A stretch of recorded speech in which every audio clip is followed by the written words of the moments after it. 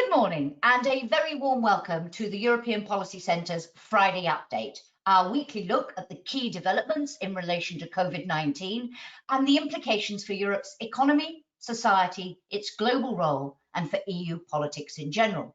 My name is Jackie Davis. I'm a senior advisor to the EPC and I have the privilege of moderating this weekly update every Friday. And with me, as usual, are Janis Emmanouilidis, who is the Director of Studies at the European Policy Centre, and the Chief Executive, Fabian Zuleeg. And we're going to be joined by a special guest later on, Simona Guagliardo, who is EPC Policy Analyst in the Social Europe and Wellbeing Programme. And she's joining us later because we are going to discuss the prospects for EU health policy in the wake of COVID-19. But we're going to start with an update, as promised in the title of this event. We're going to talk about Brexit, what's been happening in those negotiations this week, and what can we see coming up over the next few crucial weeks. We're also going to talk about what we've learnt from a series of events over the course of the last week about the forthcoming German presidency. So just to remind you, this is a totally interactive session based on questions from me to our speakers and then from all of you. We'll take the questions in two parts. On the first section on Brexit and the German presidency, I'll take a round of questions, and then after we've discussed the health policy. Your microphones are muted. If you want to speak, just a reminder, you click on the little hand-shaped button and I will unmute you and tell you when I've done so to give you the floor.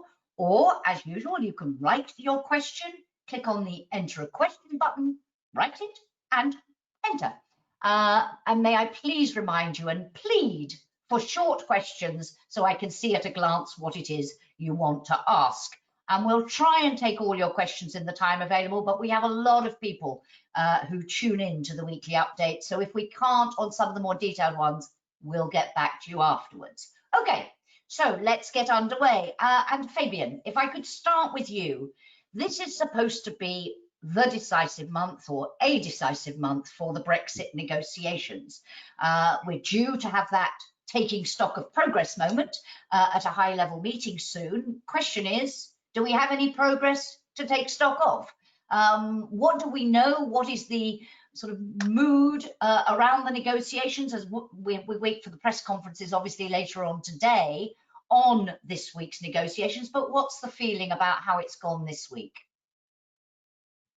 I think when we look at what progress there is and what progress there should be at this stage, there clearly is a very big gap. We're hearing that in some ways we're actually going backwards because by the end of this month there are a number of deadlines which should have been met. There's supposed to be the high-level conference which marks a next step in the negotiations. We've heard also from the German presidency that there's time pressure in terms of the time which will be needed to ratify this deal. So talking about a final agreement in October, but we haven't actually addressed some of the key differences between the UK and the EU. The talks are essentially stuck on those key differences. Yes, there has been some progress on some of the technical negotiations, but on the big political issues, nothing has moved. So we are facing, in a very real sense, the same cliff edge as we had in the first phase of the negotiations, that unless there is a very swift change in the negotiations coming in the next weeks, then we are back to the prospect of no deal by the end of this year. And you talked about the high-level meeting. It's not clear yet, as I understand it, when that will be. It's pretty clear it won't have other member state leaders in attendance. It will be with Ursula von der Leyen, Charles Michel, David Sassoli, the Parliament President, trying to get a seat at the table, not clear whether he would. So we don't know when, but we do know it will be quite limited in format. What is your feeling about when it's going? Will it be before the summit and send a message, as it were, to the summit for the 27 to discuss? Or will it come afterwards with a message delivered from the EU 27 to the UK? We don't know yet, but I think what is already clear is that it is not the high level which was aspired to at the beginning. And that is because we don't really have anything to discuss at that high level meeting, apart from the lack of progress and the lack of implementation. There's also a very worrying sign that we don't have enough progress on the implementation of the Northern Ireland Protocol. In a sense, the high-level conference was there to mark a new stage, and that stage is not going to happen now. We also had the other possibility that the high-level conference would be linked to the extension of the transition period, which the deadline to agree on that is expiring by the end of this month. But again, there is no progress on that. And it's very unlikely that the UK will even consider an extension. And there was a further possibility that the UK indicated earlier this year that they would decide now that not enough progress had been made, that they were walking away and preparing to have no trade deal in place once the transition period ends at the end of the year. How likely is that? Do you see them, if you like, throwing their toys out of the pram and saying, that's it, this is going nowhere, we give up now? I think there's a possibility. Whether it would be quite so blatant, I don't know. It might also be a temptation to distract from some of the problems which are there at home. But I think the reality is also what is there more to negotiate if we are not making progress on these big issues which are on the table? Unless we can see some progress on those, then even the technical negotiations which have been ongoing can only continue in a very limited way. So in a very real sense, it is a turning point in the negotiations. And I think what we really need to see is a willingness to make progress. And this comes back to the question which has been hanging in the background within these negotiations ever since we had the withdrawal agreement getting through. Is the UK actually negotiating in good faith? Is the UK actually wanting to have an agreement at the end of that? I think that's far from clear. Certainly what the UK is not going to get is an agreement where the EU will cross the EU's red lines, where the EU's principles will be changed. But I think the overall picture, whether by accident or by design, all points us towards no deal by the end of this year. Thank you. And Janis, Fabian mentioned there the German presidency. You chaired a session with the permanent representative yesterday where he was talking about the priorities. He talked about Brexit, talked there about the deadline. I'm just wondering what your sense was from listening to him, because Michael Gove, Cabinet Minister Michael Gove in the UK, has said he is looking to the German presidency for progress, because he says he expects them to show the leadership required. But as I understand it, the permanent representative was saying we need to see a change in approach from the UK. What was your reading of what he said yesterday and what it means? Well, two things. One was that it was clear that he had the feeling, he was also conveying that, he knew that this was a public event, that London needs to be more realistic. It needs to help to find agreements.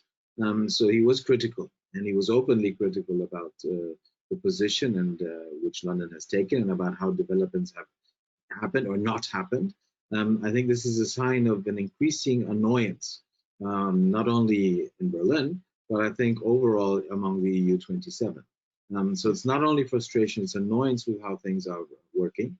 And I think that many are preparing themselves for this moment of cliff edge, which Fabian was talking about. So this idea or the rationale, which might have been there on the UK side, to say that towards the end of the year, towards we're moving closer to the final deadline, there will be a readiness on the side of the EU 27 to be moving in the direction we want things to be moving politically.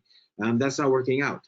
And actually, I think as the COVID-19 economic effects of that crisis are deteriorating, it's even less providing the grounds for accommodating any wishes, strong wishes from London. So there's a strong annoyance.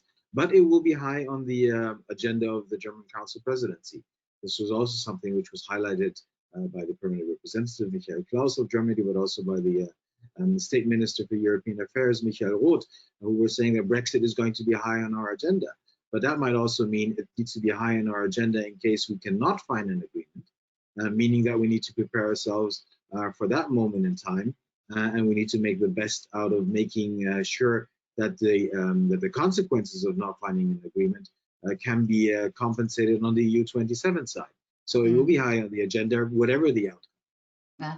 And what else have we learned? You mentioned an event that I had the privilege to moderate with Michael Roth, your event. They've also unveiled their slogan in the last week, together making Europe strong again. Where have we heard something along those lines before? It's vaguely reminiscent of something, isn't it? But what broadly have we learned about this presidency and the degree to which it's going to be a corona presidency only? So big focus on the MFF and the recovery and resilience facility to the expense of other things? Or do you still see this as they had a lot of ambitions for it before Corona hit. To what extent do you think now it's going to be a Corona presidency? It's definitely going to be a Corona presidency. The work of in Berlin was ongoing for years to prepare for this presidency, but everything has changed because of the COVID-19 crisis, which also means that they had to reconfigure how they will be running their presidency. They had to reconfigure it in terms of content and of process. In terms of process, and that became clear also yesterday in our event with the representative, is that technically you have a problem because you cannot meet in person. You have video conferencing. The efficiency of these meetings are much lower than the real meetings in person. The ability to reach difficult political compromises is very much limited because of the fact that you only are meeting virtually, which also creates questions of trusts between those sitting around the table, virtual table. So in terms of process, already it is a COVID-19 presidency which undermines the efforts of the presidency. And second, in terms of content, clearly the focus is on the MFF, is on the recovery instrument, is on the proposals which the Commission has presented, and now will again become Chefsache. It's interesting to see that the German presidency is underlining that the ball now is in the court of Charles Michel, but at the same time, we are all aware of how important the German government's role will be, and how important it is also in the role of being council president, where it needs to be an honest broker, it needs to be a bridge builder, but given the size of Germany, the significance of Germany, it also needs to show leadership. But that doesn't mean that this is the only issue on the agenda. We already talked about Brexit, and there are some other things which are being mentioned. For example, the issue of migration, the new pact on migration asylum, which you talked about being later half of the year. But it was quite striking to me, Fabian, that Michael Roth on Wednesday didn't like talking about German leadership at all. He insisted on saying, we will play the role that Janis just mentioned. We will be mediators. We will be bridge builders. Nevertheless, the expectation is very high that when you have the most powerful, most influential member state in the hot seat at such a critical time, that maximizes the chances of resolving some of these issues. How do you see that? And could you say two words? You mentioned the role of Charles Michel, who intriguingly this week decided this was the moment to launch a newsletter where he's going to write to the citizens of Europe every week to tell them what he's doing. The first publication, I believe, simply was a sort of the collected speeches of. How do you see that interplay between the presidency and Charles Michel? Fabian? Yes, I mean, I think it's very clear that this will be an important presidency and that it will require leadership from Germany. Of course, leadership doesn't mean that Germany goes alone, rather the opposite. Leadership means bringing people together, making sure that you have the political agreement to move ahead. How do you deal with the frugal four, for example, in the context of the MFF? And there, I think that also links into your Charles Michel question. How do you actually make sure that the system supports that finding the consensus? So I think for me, the crucial role for the permanent president is not so much in talking to the citizens, but the crucial role is making sure that the member states are on board. And I think what we need to see is much more shuttle diplomacy, whether that is online or physical, but it needs that constant checking back with the member states about where we stand. Because on the two big issues, which are first on the agenda, the MFF and Brexit, the member states have an absolutely crucial role to play. And they would have had that role to play regardless of COVID or not. And I think that's an important thing to bear in mind, that actually this presidency would have had two major issues on the agenda in any case, which are politically extremely difficult. How do you maintain the unity on Brexit?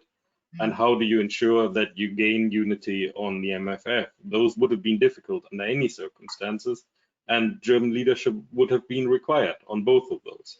I think the other point I wanted to make is just to not lose sight of the international dimension. Even though the summit with China has now been postponed, I think the backdrop to that, and that also links directly into this being a Corona presidency, is that we have this international environment where things are in flux, where we also have a major issue in terms of what is happening in the United States at the moment, what that means for stability, what that might imply for the presidential election. Clearly, the presidential election is going to be one of the major issues, which we will have to prepare for in both directions, in the direction of the outcome that Trump wins or Trump loses but doesn't leave, or in the sense that we might have a new president, which might change the overall consideration completely. So this is all something which this presidency will have to deal with. And yes, leadership is required, whether Germany wants to call it leadership or not, but in the end, that's what is needed. I suspect it reflects a sort of sensitivity about being seen to be telling others what to do, and therefore repeatedly emphasizing we play that neutral role. We have a couple of questions coming in on the German presidency, the CDU versus SPD role in the German presidency. So a question about coalition issues from Andres Peterson. How does the domestic political situation impact on how it will run the presidency? Who would like to come in on that one? Janis? Yeah, and then I can come in on that one. I think that it is clear that the key issues on the agenda, which we've already been discussing, are at the highest political level. And it is, at the end of the day, the Chancellor which is holding the strings in her hands, and the Chancellery as an institution where things get together. Obviously, other ministries will play their role. The Foreign Ministry, the Auswärtiges Amt, which is led by the SPD, will also play its role, obviously, when it comes to the Council Presidency. But I think on the key issues, it will be a show which at the national level will be dictated from who is running the Chancellery, in this case the CDU, and Angela Merkel. So I think this is rather clear, which means that for those issues which were closer to the heart of some of the SPD ministers, like, for example, minimum income, these are issues which are not top of the priority, on the top of the priority list, but it's the ones which we have been discussing. Just a couple of remarks. One with respect to Charles Michel. I think there is a strong conviction in Berlin, but there's also strong conviction all over the EU's 27 that you need a deal on MFF and recovery. Now, whether this deal will be struck in July, which, interesting enough, there is an aspiration to try to get it done before the summer break, and I hope this will be the case, but I don't think that in the fall things will be easier, as the economic consequences of the crisis show themselves in many member states.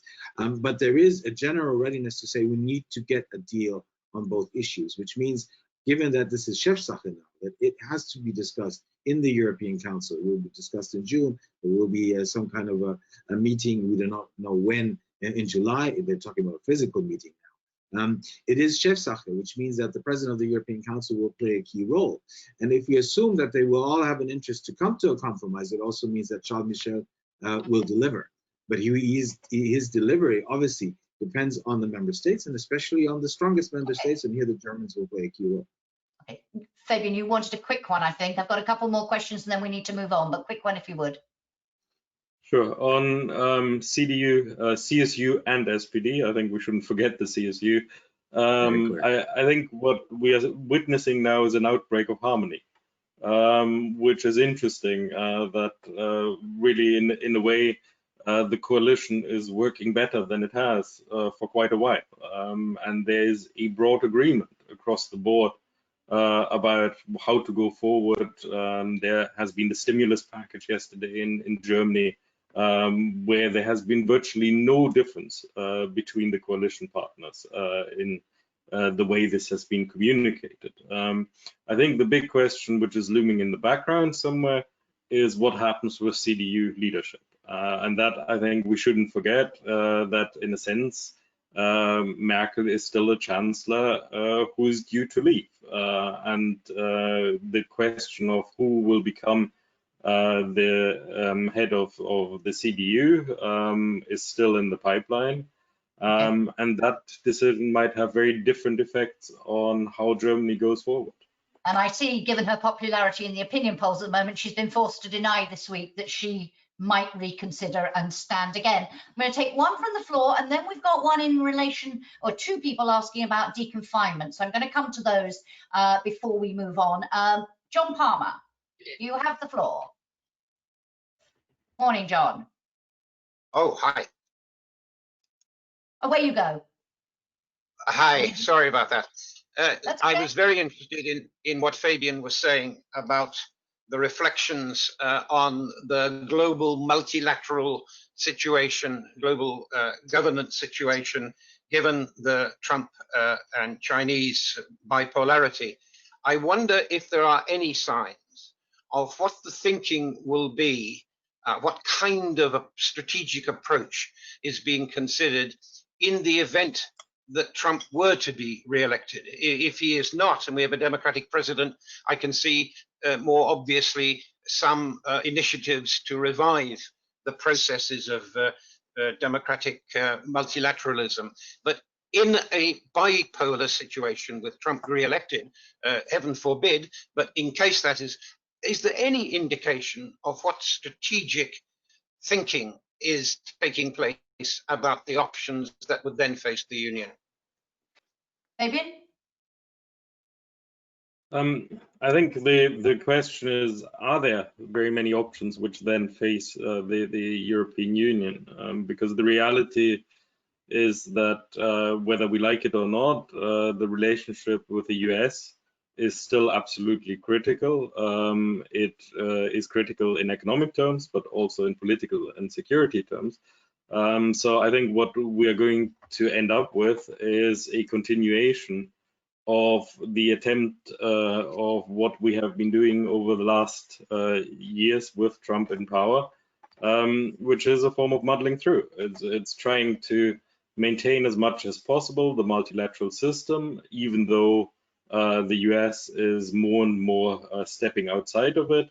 It is an attempt to bring together the like-minded countries to have the coalition of middle powers, which in some way can provide a counterbalance. It is also to try to push for European interest in a more assertive way, while at the same time having partnerships with countries like China. But in the end, it is more limited options. And I think in what we are going to see if Trump is re-elected is also that even those limited options get more constrained, because we might well have a situation of more or less open conflict between China and the US under those circumstances. And if that happens, there will be an expectation also that Europe takes sides. Okay. There will be an influence on things like Brexit, for example, where the UK will be asked to take sides. And this is going to be incredibly difficult for the European Union. One very quick one, and I'm going to leave the travel questions and the deconfinement because they sort of link slightly to health policy, but there was a very quick one, Janis, if you would. The German investment package presented the other day is a very national one. Should there be more efforts to coordinate national and European investment packages? Says here in particular from the member state holding the presidency, but generally, are we seeing enough coordination between what's happening at the national level and what's happening at the European level? Very quick ones, if you would, though. I know you both want to come in, so to make it 2 quick ones. No, we're not seeing enough cooperation, and the national efforts are not really coordinated among themselves. Where the coordination will happen is in the context of the negotiations on the MFF and the recovery instrument. And this is where actually it will be determined as to whether the European response, the collective European response, will be strong enough to deal with the effects of the crisis. And here it's interesting to witness, and you need to be really carefully witnessing also the debate, for example, in Germany, that whenever there's a discussion about national measures, at some point you will see that the German Chancellor will refer to the European context. That you will see we're doing all this, while at the same time we're aware that we need to do a lot also at the European level. She's constantly preparing the grounds in Germany that this will happen, that there will be an agreement on the MFF recovery fund, and that this will cost Germany something, but in the interest of the country. And by the way, you hear the same things, and that's important in terms of the coalition. You also hear it from the finance minister, Scholz, who is from the SPD, who is also always mentioning the European dimension. And by the way, don't forget that also in a good number of interviews, the German finance minister Scholz was even referring to a potential Hamiltonian moment being in front of us. Okay. So you see that both coalition partners, yes, they emphasize the national dimension, but they have the European dimension in their heads. Okay, Fabian. I think clearly, yes, it could be better coordinated, and what we had in the previous crisis with the European stimulus, I think could have been replicated. But I think we should also bear in mind that any stimulus program which takes place in the biggest economy has spillover effects on other economies. So we are going to see an effect of this also across borders. But I think what we should bear in mind is also that in the end, yes, the stimulus is important, but what is very important in terms of this national versus European picture is the state aid question. And I think we shouldn't lose sight of that, that in the end, if there's a lot of direct support to companies, that will do much more to distort the level playing field within the European Union. Okay.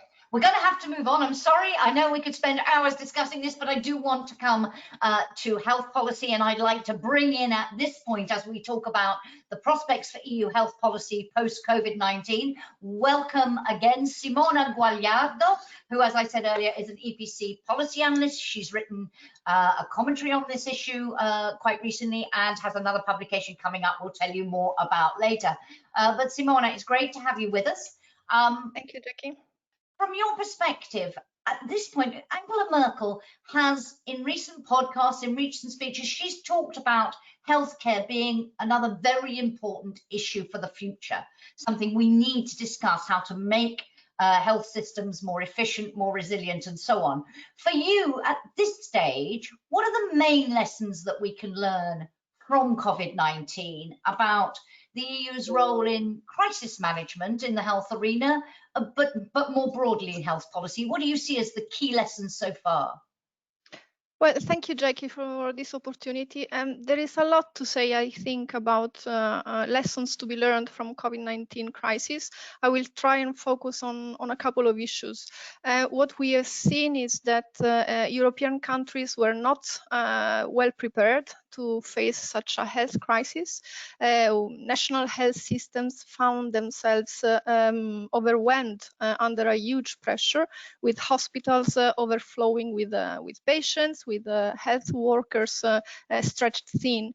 So at this point, I think that two main lessons can already be drawn. They are not the only ones, but just the two key ones I want to stress. The first would be that Europe needs common preparedness and response measures at this point against cross-border health threats. I mean, communicable diseases by their own nature, they do not stop at borders. So it is unrealistic to think that a go-it-alone approach can be effective to face cross-border threats. A second point I want to stress is that I think that the ability of health systems to respond to health crisis needs to be strengthened, probably in some countries more than in others. different weaknesses have emerged, I think, structural weaknesses that need to be addressed, from weak primary care systems to the low uptake of digital solutions in health, shortages of health professionals, shortages of medical equipment. All of these, I think, tells us that there is an urgent need for investments in health, and this need can no longer be put off. And I think it's also key to make sure that health systems all across Europe, they are equally well prepared to face such cross-border health threats. And when you talk about that common preparedness and response measures, I mean, one of the things we've seen, a proposal in the MFF proposals for a very significant budget, 9.4 billion for the Europe for Health programme, which they say is all about that preparedness. Is it about providing more money to member states to be able to help them do this, or are there other things they should be focusing on as well? Well, I think that efforts to make sure that such a public health crisis does not repeat itself need to go into two complementary directions. On the one hand, we need to ensure that member states and the EU have a common health crisis management capabilities. They strengthen these capabilities. This can be done, of course, through allocating more resources, but it can also be done through strengthening existing EU agencies like the European Medicines Agency and the ECDC. But at the same time, and I think this is also addressed in the Commission proposals, this strengthening of the crisis management capabilities needs to go hand in hand with the strengthening of the national health systems in a longer term vision.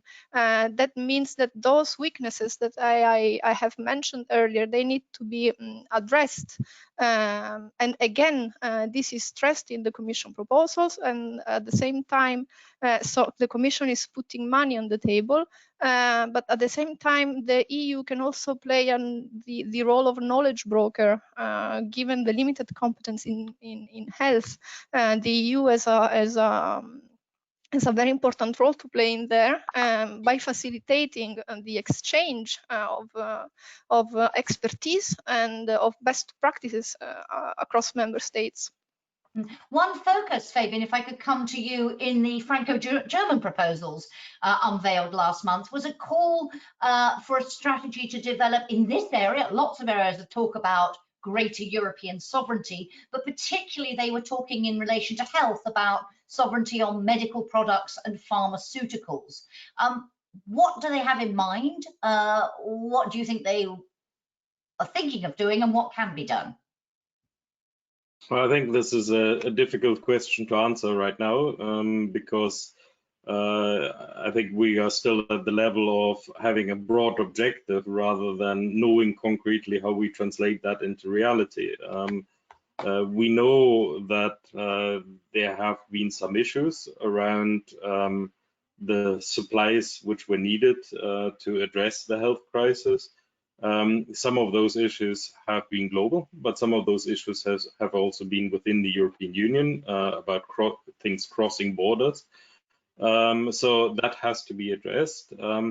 But we also know that achieving anything like strategic autonomy, and that's a term which is incredibly hard to define, is actually very difficult because we are open economies, we are reliant on trade, we are reliant on exchange with other countries, and we also have to be very careful that what we're doing now is not creating systems which would have addressed the current crisis, but that we create systems which can address the next crisis. And I think that's a process which will take some time. Clearly, there will be some reshoring of activities to the European Union. I think there will be an attempt to focus the money much more on European research, on European production, so that we can make sure that there's the support for the industry in Europe in these areas. But it is not only about health. As you said rightly, this is talking about lots of different sectors. And what you need to do to address some of the issues, which, for example, we've seen with the crisis, agriculture, food. Do you actually have the same kind of approach to agriculture as you have to pharmaceuticals? So there are many questions which are still open on this. Thank you. Janis, you wanted to come in, and Simona as well on this issue. Janis. Yes, I think I would distinguish between the technological preparedness for future health storms and crises and the political preparedness. I think the technological preparedness tells us that, yes, we will have to prepare so that in case you will be faced with something similar in the future, and epidemiologists are telling us that we should prepare ourselves also for future pandemics. So what we experienced this time around, we need to be prepared that we don't experience again. With all the shortages we have, especially in the beginning of the crisis, if we look at the mask crisis, if I would call it that way, that we don't fall into that trap, that we're not dependent on producers for certain material which are outside Europe and we're solely dependent on them. So the catchword strategic autonomy, which Fabian already mentioned, gets a new dimension to it. But that's technologically preparing for what will happen in future. Political preparedness would mean that you would also reconsider as to whether the competences between the national and the European level are being in the right position as where they should be in terms of how we are sharing competences. And here I think once we get to the phase where we have hopefully will overcome the COVID-19 pandemic, the rationale of saying there are good reasons why subsidiarity should play a strong role with respect to health policy will again be a prevailing argument. We're seeing that even at the national level in federal countries where the subnational level is saying it's good that we have a federal system, that we're responsible for health policies, and it's not the federal government. So I think you're going to see at the European level, although we probably will have a debate about also competences in the health area, for example, in the context of the Conference on the Future of Europe, if we will, when we will have it. But I think that we will again see that many will say for subsidiarity reasons, it's better if member states are responsible, or even the subnational level. Okay, let me play devil's advocate there, and Simona, come to you. If you're talking about subsidiarity, definition thereof, do what you need to do at the right level. And many people would say this pandemic has revealed that we have to do things at the European level, because indeed the global level, because it's a global pandemic. So presuming that argument could go either way. Your thoughts, Simona, in terms of, all health policy debates in Brussels, we come back to the competence issue. We always do. Do you see a big push coming for a change, if not a treaty change, which is incredibly difficult to do, as we all know, but do you think there is going to be capacity for the EU to play a bigger role with or without some fundamental change in the rule book? Well, yes, this is. I think that this is really a key question, a question that would be discussed a lot in the coming months. As you say, responsibility for health lies within governments, but there is a lot that the EU can do to support national health systems. For example, the EU can provide technical support to member states for the implementation of health reforms. This is a very key issue, and in particular to address the challenges I mentioned earlier, but also the priorities that have been identified in the European semester. So health, in this sense, we really need to look at this as an health in all policies issue. The EU can do something really concrete, also in terms of the health workforce, for example. In this sense, the EU can act as an agent of social progress. There is room to advance the implementation of the pillar of social rights. Another key issue that in which the EU can have a say is to is boosting the investments in crucial segments of the public sector, and health is a strategic sector. Is a strategic segment of the public sector which ensures the resilience of our societies. So there is a lot that can be done. Some things can be done at the EU level. Some other things, as we mentioned, they need to be done at the national level. Member states need to take the initiative on this, and also the regional level. I strongly agree with the subsidiarity principle issue, but it's also true that for cross-border issues we need a stronger coordination, both within regions where the competence for health is at the regional level, but also the EU level since the competence is at the national level. I want to come back to that coordination issue in a moment because it relates very much to some of the questions coming in from the audience. And you, in a paper that you co-authored with Claire Dorette in April, Simona, talked in relation to the European semester and the budget rules. You were calling for that exclusion from deficit calculations of social investment in this area, something we may be able to come back to. But Fabian, you wanted to come in, and then I'll take some of the questions from the floor. Yeah, I wanted to come back to the subsidiarity question, because the reality is that we've always had an application which is a negative subsidiarity. It's about deciding what we shouldn't do at the European level. It has never been about a political logic about saying we should do more at the European level. And I think while we see some rhetoric in that direction at the moment, I think in reality it will be far more limited, because it has also to do with political preferences. And when it comes to health systems, the member states are still very keen to retain that control at the national level. And it has to do also with different capacities. There is a worry that you have very different actors within health systems which have very different capabilities, and putting that together at the European level would then imply some form of coordination, transfer, bringing those together. So I think it is actually unlikely that we will see that big step change, also because then you would have to get into treaty change, and you would have to get into those areas which no one is going to touch in the near future. But I think what we can do is to focus on those areas which are cross-border, and where there's a very clear implication across countries, not just within countries. So when we're talking about issues to do with the single market, when we're talking about issues which have to do with free movement, then I think there is a very clear role for the European Union, and it is also a role I think citizens understand, because they can see the differences at the moment, and they can see that things are not working smoothly across borders. Okay, there are two questions. You were talking there about cross-border issues, and Simona was talking about this question of coordination. And so this is a good moment to bring in two questions relating to deconfinement and to travel and the lifting of travel restrictions. One pointing out the increasing isolation of some member states like Belgium, Sweden, Ireland, Spain and Italy, those member states that have had higher incidences, but also no coordination even on how we count death tolls. Everybody's doing it in a different way. So a lot of arguments saying, well, we can't compare what's happening in different member states because we're measuring it differently. The Commission published guidelines on how to decide on the stages of deconfinement and lifting restrictions.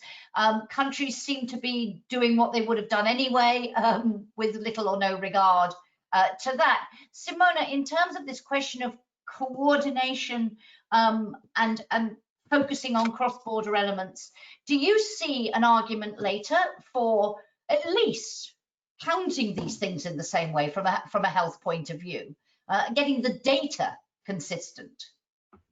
Well, that's exactly the key thing. I mean, I think that the EU level, the EU action in this field has a clear added value. It refers to what I was saying before, a go-it-alone approach. We saw a go-it-alone approach at the beginning of the crisis with containment measures. We are seeing a go-it-alone approach now with deconfinement measures. I don't think this is good for economic reasons, for for health reasons, for social reasons. That's why I think that always within the framework of subsidiarity, there is room to consider, to make a reflection on ways to strengthen the EU role in this sense. And one way could be, I already referred to it, it could be to develop common preparedness and response plan in the field of health. The European Centre for Disease Prevention and Control could play a role in that, in cooperation with national authorities, of course, to make sure that there is no duplication.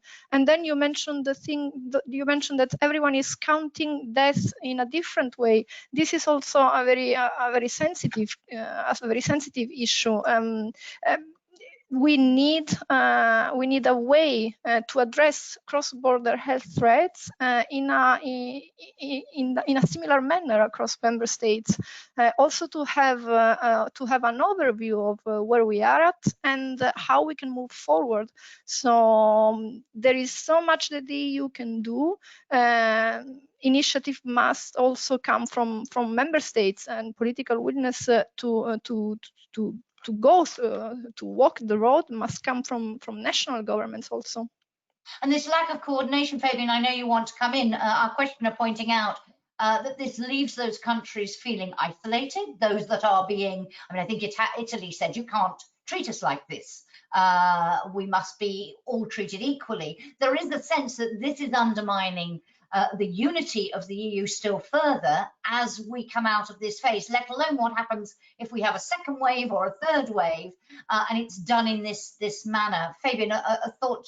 I know you wanted to, I think, react to what Simona said. I mean, I think certainly it has an impact, and we can all imagine a more ideal world where we have a common approach where these things are done. I think we have to be realistic. It's not going to be done now because in the end, the only way you could do this consistently is if some countries would have to revise their figures upwards in a significant way. And I think that is very unlikely to happen. I think we also have to recognize that there has been a lot of uncertainty and that there are differences, not even just between countries, but within countries. There are different ways of things being counted in some countries, which is further muddying the water. So it's very, very difficult to find a common approach, especially since this also reflects different trajectories. While there is a counting issue, there is also an issue with different countries being at different stages of the disease. And we haven't actually decided how we deal with those differences, and we haven't decided how we deal with differences in strategy. We know that, for example, Sweden has taken a very different approach than most other countries. So how do we reflect that in the opening of borders? How do we reflect that in the deconfinement discussion? But I think what we are also going to see, and maybe I'm being a little bit cynical here, but I think what we are going to see is, yes, there's going to be a difference in the timing of deconfinement, in the opening of borders. But generally, I think what we are seeing now is almost a race towards deconfinement across the board as quickly as possible. Mainly for the tourism industry, because summer is upon us. Yes, and we are seeing it almost on a daily basis now that more restrictions are being lifted, that more people are allowed to travel across borders. And I think we're going to see over the next 3 or 4 weeks that, with some exceptions, but overall, I think we will have a very significant deconfinement across Europe. Thank you. Janis, I know you want to come in on that point, but I also want to just come back to this question also of social investment, because the paper that Simona and Claire co-authored in April, very much underlining the importance of the social investment in the context of the pillar on social rights, and Simona talked about that again earlier. All the emphasis seems to be in the MFF proposals, in the Recovery and Resilience Facility proposals. It's on the European Green Deal, it's more on digitalization, so on. Is enough attention, do you think, at this stage being paid to social investment and investment in health and other aspects of social policy, or do we need to see more? And do we need to see that relaxation of the rules that their paper called for, to say you take this out of the equation? It's been a long-running debate, but has it gathered new momentum in the wake of COVID-19? Well, I think that health policy has gained a lot of momentum in the wake of COVID-19, and social issues are also gaining traction.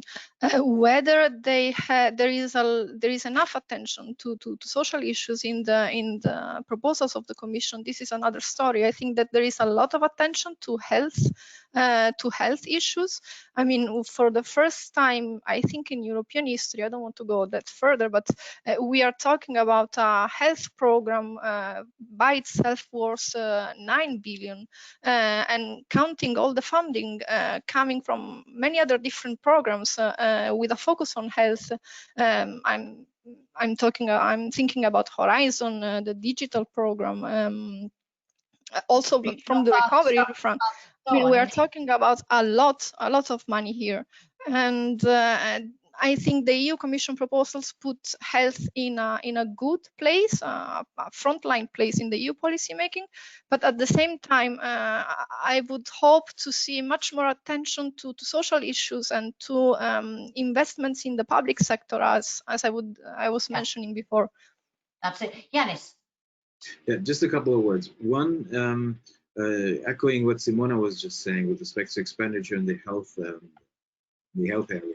I think we will see that there will be a lot of pressure to find projects worthwhile being supported by the 750 billion, or we will see how much it will be at the end, recovery instrument. Also, by the way, don't forget that we have potential ESM loans, which nobody are talking about today.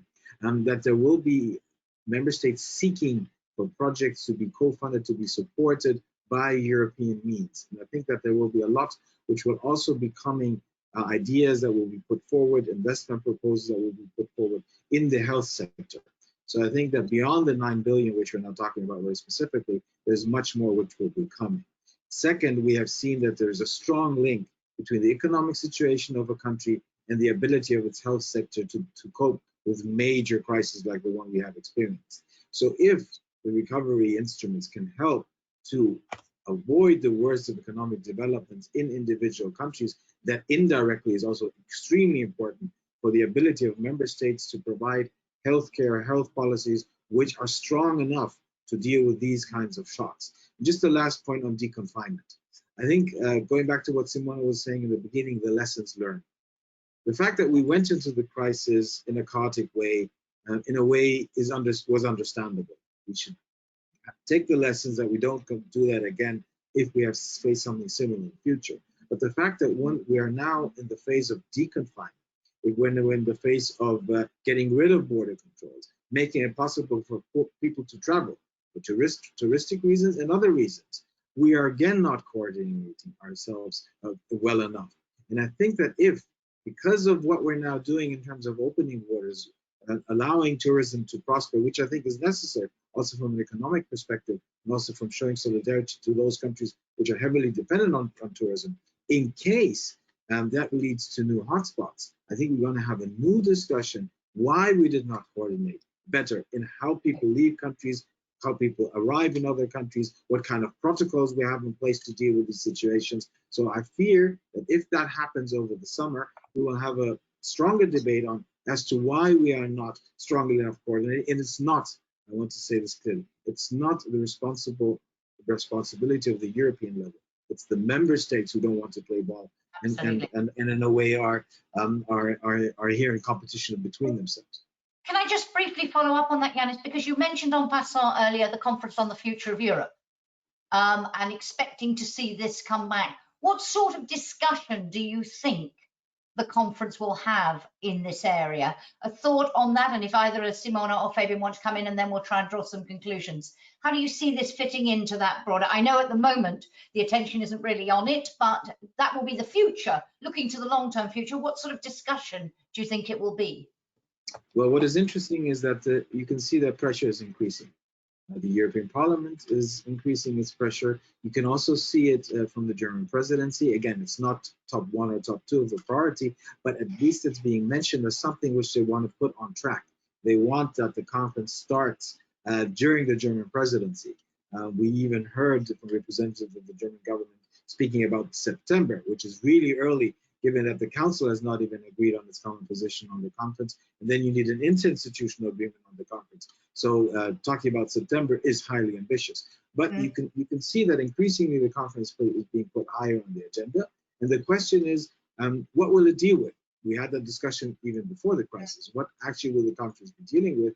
Just specifically now in terms of health. Yes, and I think this will now become definitely one of the top 5 priorities.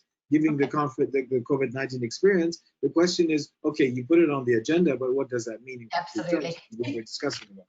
Simona, a quick thought if you would, because then we need to draw some conclusions and wrap up. Yeah, just a very quick thought. In this longer term reflection, of course, everything needs to happen once Europe has weathered this storm.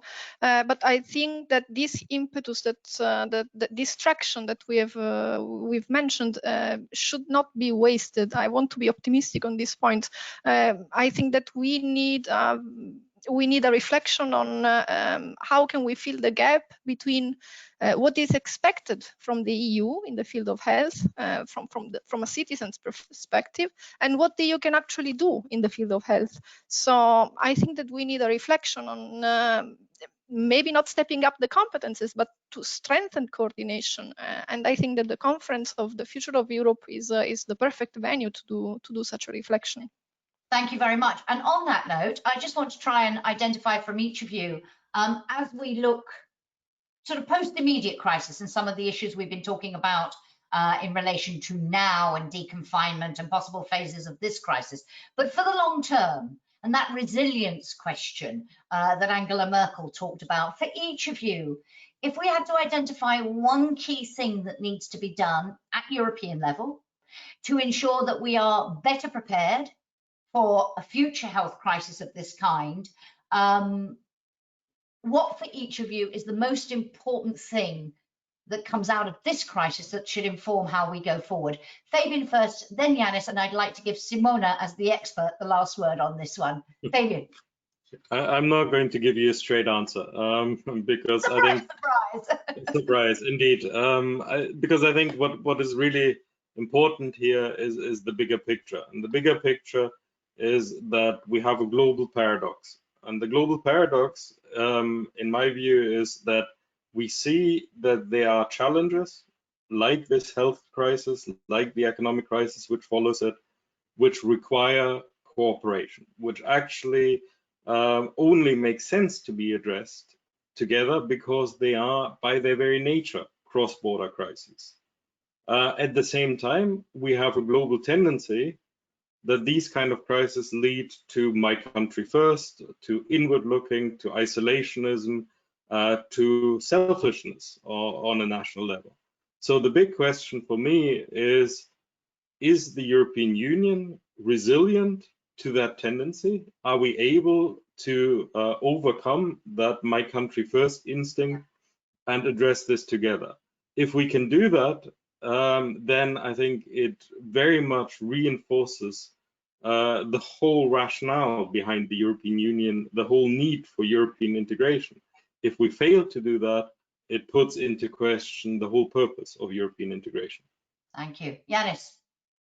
There is no one key priority. There's not one thing you can do in future. However, I think the most important thing will be that once we get over this pandemic, because there will be others in future, I'm rather convinced about that. This is not the end of the pandemic history of Europe and the globe, is to do what we were talking about, which is what are the lessons learned?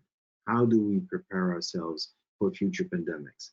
And I am confident that we will, when we find ourselves in a similar positions, will be better prepared at the national and the European level. We also see that in Asian countries, which have had experience with similar crises, that they were better prepared when they were hit again by this kind of a crisis. So I'm confident that we will be better prepared in future at the national level, but we also need to make sure that we will be better prepared collectively at the European level There's a lot of lessons to be learned, and I hope we will have the political energy to deal with that, and not once the crisis is over say, oof, thanks God we got through it, and now we have other business to deal with. So if effectively seize that momentum and drive this forward now, rather than waiting for another crisis. Simona. Yeah, I will just conclude by echoing what Fabian and Janis told. Basically, I don't think there is only one key priority, not in the global narrative, not even in the health sector specifically. I think that Europe can be resilient as long as all the European countries are resilient. And if I have to stress one priority for me, it would be, as I mentioned, for the EU to support member states in their efforts to reform health systems and to boost investments in this key sector of the public sector. And on that note, may I thank you all very much. Thank you particularly to Simona for joining us this week and for sharing her insights and knowledge on this issue. Thank you to Fabian and Janis as always. And thank you to all of you for joining. Just to mention next week, events to watch out for on Monday, the EU and US shifting approaches to Africa. We talk a lot about China at the moment. We talk a lot about the US. There'll be a focus there on Africa. Then on Tuesday, the Chess Policy Dialogue, coming back to some of the issues we've been talking about now, health and well-being as drivers of societal progress in the COVID-19 era. On Thursday, air pollution and COVID-19. And on Friday, we'll be back with you, Janis, Fabian and I, for the weekly update, but there's also a session on going viral, lessons from the COVID-19 crisis for fighting disinformation. And publications. There will be discussion papers published next week on the Brexit Transition Extension 2.0 and that paper on shrinking civic spaces. Then in the week of June 15th, something to look forward to, ladies and gentlemen, a multi-author book on the future of the UK-EU relationship. I don't know how depressing or otherwise that read will be. And there'll be a paper on the digital circular economy in cooperation with the German Ministry of Environment. And finally, at the end of this month, Claire Durrett and Simona are going to publish a policy brief on how EU public health crisis policies can be upgraded to be better prepared for pandemics. So going into much more detail on some of the issues we've talked about. So thank you all again. I'll see you next Friday. May I wish you a very enjoyable, albeit if you're Brussels based anyway, a rather grayer weekend than we've been used to of late. Enjoy the weekend and thank you very much. Thank you. Thank you.